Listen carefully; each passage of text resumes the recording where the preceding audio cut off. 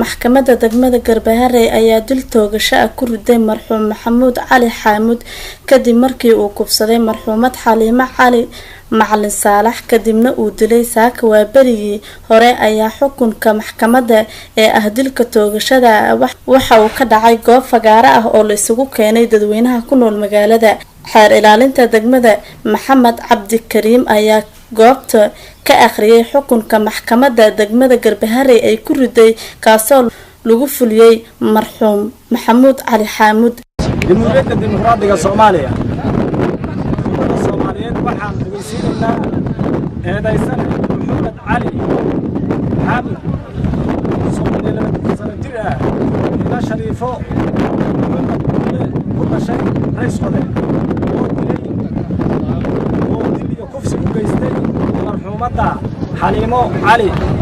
Saalax 18 jir ah dilay tuulada Yucubley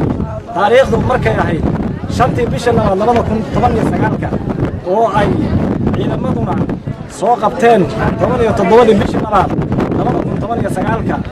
maxkamadda waxaa la horgeeyay taariikhdu markay ahayd 28 bishii labaad 2019 wuuna qirtay eedaysanaha dambiga gabadha uu geystay inuu dilay kufsadayna wuu qirtay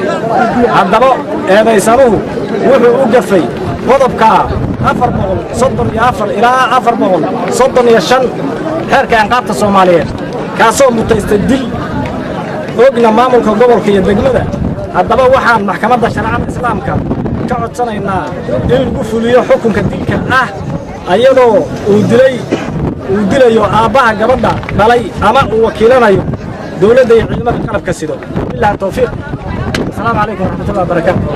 aabaha dhalay marxuumad Xaliimo Cali Macalin Saalax ayaa falka toogashada ah waxa uu u wakiishaday dawladda federaalka ah si ay u fuliyaan ciidamadeeda isagoona ku sugan goobta xukunka dilka uu ka dhacay aniga oo Cali Macalin Saalax ah gabadhaydii Xaliimo Cali Saalax ah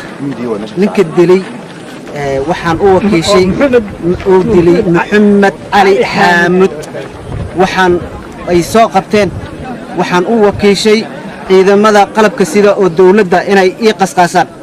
falkani kufsiga ah ayaa waxa uu ka dhacay 28 bisha koowaad deegaanka u dhow magaalada Garbaharey ciidamada ammaanka ayayna u suurta gashay in ay gacanta ku soo dhigaan danbiilihii falkaasi geystay maxkamadda degmada ayaa horey uga xukuntay dil toogasho ah marxuum Maxamuud Cali Xaamud saaka ayayna xukun maxkamadda ku fulisay dilka toogashada Xamdi Maxamed Aadan Kalsan TV magaalada Garbaharey ee xarunta gobolka Gado.